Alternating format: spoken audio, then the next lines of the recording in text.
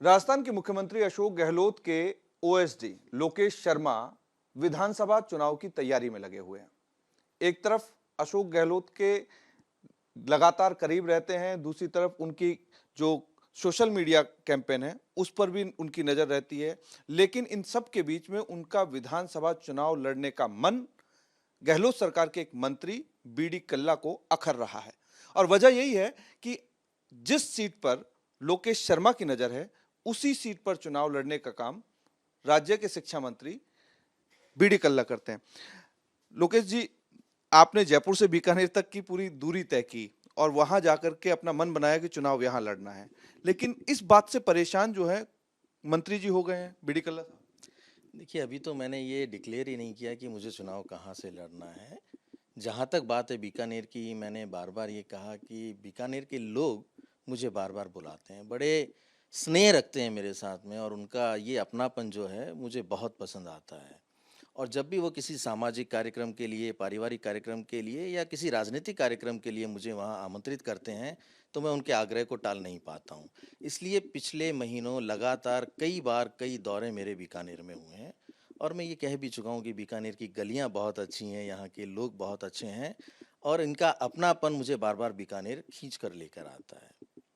जहाँ तक चुनाव की बात है लड़ने की, तो देखिए, आप समझते हैं कि मैं पूरी तरह से राजनीतिक व्यक्ति हूँ, और हर राजनीतिक व्यक्ति की ये मंशा होती है, अभिलाषा होती है, और ये सपना होता है कि वो विधानसभा में पहुँचे और जनप्रतिनिधि के रूप में उसे सेवा करने का अवसर प्राप्त हो। तो वो सपना मेरा भी है, मेरी अभिलाषा भी है, मेरी मंशा भी है। ये तय पार्टी को करना है कि कहाँ से मुझे अवसर देंगे, कहाँ से मुझे मौका मिलेगा। लेकिन आपकी मंशा जो है, अभिलाषा जो है, उस पर कहीं ना कहीं शिक्षा मंत्री जो बीडी कल्ला हैं उनको परेशानी हो गई है। वो बयान देते हैं और खुलकर के आपके सामने बोलने के लिए तैयार भी हैं कि उनका यहाँ क्या है, वो बार बार यहाँ क्यों आते हैं, उनका बीकानेर की गलियों में मन क्यों लगता है, इस तरीके की बातें होती है। लेकिन सबसे बड़ा सवाल उन्होंने खड़ा कर दिया कि अगर वो चुनाव लड़ने की इच्छा जाहिर करना चाहते हैं और बीकानेर से चुनाव लड़ना चाहते हैं तो उन्हें ओएसडी का जो पद है वो छोड़ देना चाहिए और उसके बाद मैदान में आना चाहिए। हाँ, मैंने भी सुना कि उन्होंने कहा कि मैं अपनी सरकारी नौकरी छोड़ दूँ और उसके बाद टिकट मांगूँ। तो मैंने ये कहा कि मैं किसी सरकारी नौकरी पे नहीं हूँ, और ये एक तरीके से नियुक्ति होती है। मैं राजनीतिक व्यक्ति हूँ, मुख्यमंत्री जी ने मुझे ओएसडी के पद पे नियुक्त किया, और जहाँ तक चुनाव लड़ने की बात है, तो निश्चित तौर पर जब चुनाव लड़ूंगा तो इस्तीफ़ा देकर ही लड़ूंगा। बिना इस्तीफ़ा दिए तो चुनाव लड़ा भी नहीं जाएगा। लेकिन मेरी कोई सरकारी नौकरी नहीं है। सरकारी नौकरी मेरे हिसाब से, अगर कोई आईएएस होता, मैं आरएएस होता, या सरकार के उस किसी विभाग में होता जो जिसे हम परमानेंट नौकरी कहते हैं। ये तो नियुक्तियां हैं, 5 वर्ष के लिए दी जाती हैं, 3 वर्ष के लिए दी जाती हैं। तो मुख्यमंत्री जी का विशेषाधिकार है, और उन्होंने मुझे यहाँ इस पद पर नियुक्त किया। लेकिन लगातार एक बात मैंने सुनी, आपने भी पूछा भाई बीकानेर ही क्यों। मैंने इस बात का जवाब दिया क्योंकि पिछले दिनों कल्ला जी ने एक स्टेटमेंट दिया था कि यहाँ से नौजवान कोई लड़ने को तैयार ही नहीं है, और यहाँ पूरी तरीके से मैदान खाली है। तो मैंने सिर्फ अपनी एक बात कही, मैंने मंशा जाहिर की कि अगर आप आशीर्वाद देते हैं, आप मार्गदर्शन देते हैं, तो नौजवान लड़ने को तैयार हैं, और वो नौजवान मैं भी हो सकता हूँ, उसमें क्या दिक्कत है। लेकिन उन्हें अखरना नहीं चाहिए। लोकतंत्र में सबका अधिकार है राजनीति में कि वो चुनाव के लिए प्रयास करे या टिकट की मांग करे। चलिए एक बात बताइए, लोकेश शर्मा के अलावा कोई भी हो सकता है ना जो बीकानेर से चुनाव लड़ने की मंशा रखता हो। क्या सभी को वो ये कहेंगे? टिकट मांगना और लोकतंत्र में चुनाव लड़ने की इच्छा जताना, मुझे लगता है इससे तो कोई नाराजगी किसी को भी नहीं होनी चाहिए, और अखरना भी नहीं चाहिए। उनका कहना तो ये है कि मेरे सिवाय बेस्ट कैंडिडेट कोई नहीं हो सकता, क्योंकि कांग्रेस को जिताने का काम मैं करता हूं, कांग्रेस के लिए महत्वपूर्ण भी मैं हूं। और अगर सर्वे पार्टी कराना चाहे या आलाकमान कराना चाहे तो सर्वे करा करके देख ले, मैं अभी भी उन युवाओं से बेहतर हूं जिन युवाओं ने यहां आकर के अपनी दावेदारी ठोकी है। तो फिर इतने घबराने की क्या ज़रूरत है? फिर उन्हें परेशानी नहीं होना चाहिए। जब वो इतने मजबूत हैं, बार बार लगातार वहाँ से चुनाव जीत रहे हैं, और बीकानेर की जनता उन्हें ही बार बार चुनती है, तो मुझे लगता है उन्हें परेशान होना ही नहीं चाहिए। चाहे मैं कितने भी दौरे करूँ, उससे क्या फ़र्क पड़ रहा है।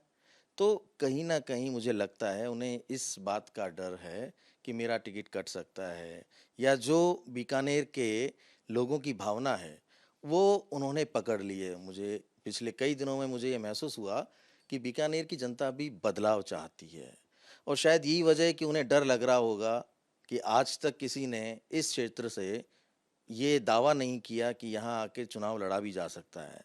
तो मेरा मानना है कि नए-नए लोगों को आगे आने दिया जाना चाहिए, नौजवानों को आगे लाना चाहिए और ये काम वो स्वयं करें तो और ज़्यादा अच्छा होगा कि नौजवानों को एक मार्गदर्शक के रूप में आगे लाएँ और ये कहें कि आप यहाँ से तैयारी करो, हम आपके साथ हैं। तो ये तो बड़ी अच्छी बात है ना, अगर इस तरीके से करेंगे उन्होंने तो। तो सवाल ये खड़े कर दिए कि जिस चकाचौंध के साथ में आपके इर्द गिर्द जो लोग घूमते हैं या जो बीकानेर में आपके साथ में जो लोग रहते हैं, वो लोग कांग्रेस को वोट ही नहीं देते और वो लोग आपके साथ सिर्फ इसलिए हैं क्योंकि आप सीएम अशोक गहलोत के ओएसडी हैं। सिर्फ इसी चकाचौंध की वजह से आपको ये लगने लगा कि वहां से चुनाव लड़ लिया जाए। ऐसा खुद बीडी कल्ला का कहना है। ये सोचना गलत है। मैं पिछले लगभग 25 वर्ष से राजनीति में सक्रिय हूँ और इस प्रदेश का कोई जिला, कोई ढानी, कोई गांव ऐसा नहीं है जहां मेरे साथ एक युवाओं की टीम जुड़कर काम नहीं कर रही हो। जब हम विपक्ष में थे, तब भी हमारी इस युवा टीम ने लगातार काम करके प्रदेश में सरकार को लाने के लिए महत्वपूर्ण भूमिका निभाई थी और डिजिटल माध्यमों से ये लोग जो आज युवा मुझसे जुड़ के काम कर रहे हैं, इन्होंने बहुत मेहनत की थी काम करने में। तो ये वही टीम है, जब भी मैं बीकानेर जाता हूँ, इनके साथ और बहुत सारे लोग जुड़ गए हैं। उस समय में जब हम विपक्ष में थे, तो लगभग 12-1300 वॉलंटियर्स हुआ करते थे, जो इन मीडियम्स पे हमारे साथ मिलके काम कर रहे थे। अब ये संख्या इस पूरे प्रदेश में 10,000 से ज़्यादा हो चुकी है और ये सभी लोग प्रदेश भर में माननीय मुख्यमंत्री जी की जनकल्याणकारी योजनाओं को डिजिटल माध्यम से और फिजिकल माध्यम से स्वयं उपस्थित होकर डोर टू डोर संपर्क करके आम जनता तक घर घर पहुंचाने का काम कर रहे हैं, क्योंकि ये योजनाएं ही हैं जिनके दम पर हम अपनी सरकार की वापसी करवाएंगे। और मुझे इस बात का भरोसा है कि हमारे युवा साथियों ने जब ये बीड़ा उठा लिया है, तो वो हर घर तक पहुंचेंगे और आने वाले समय में प्रदेश में कोई ताकत ऐसी नहीं है जो सरकार की वापसी को रोक सके। तो ये कहना कि युवा मेरे साथ इसलिए जुड़े हुए हैं कि मैं मुख्यमंत्री जी का ओएसडी हूँ। पिछले 20 वर्ष से ये युवा लगातार मेरे साथ काम कर रहे हैं। आप किसी भी क्षेत्र में चले जाइए, किसी भी गांव में चले जाइए, वहाँ पर मेरे साथ जो जुड़े युवा हैं, उनकी संख्या सैकड़ों में है। इसलिए उन्हें इस तरीके का बयान नहीं देना चाहिए या ऐसी सोच नहीं रखनी चाहिए।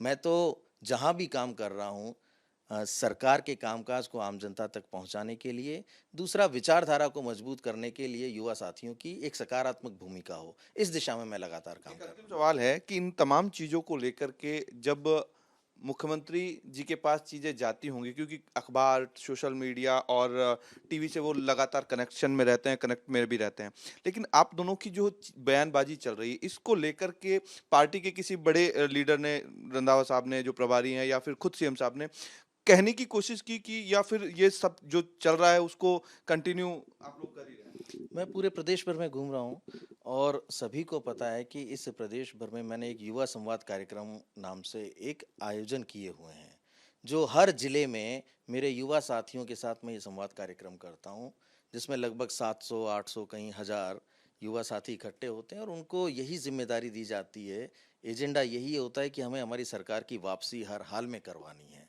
तो ये तो पार्टी के लिए काम कर रहा हूँ, सरकार के लिए काम कर रहा हूँ और जहाँ तक बीकानेर का सवाल है, बीकानेर में आता जाता हूँ तो उससे किसी को कोई परेशानी है ही नहीं। तो एक तरफ मुख्यमंत्री के ओएसडी लोकेश शर्मा हैं, तो दूसरी तरफ मुख्यमंत्री अशोक गहलोत के मंत्रिमंडल में शामिल मंत्री बीडी कल्ला हैं। मुख्यमंत्री के ओएसडी लोकेश शर्मा राजस्थान के अलग अलग जिलों के दौरे पर लगातार रहते हैं, लेकिन पसंदीदा जगह अब बीकानेर बन चुकी है।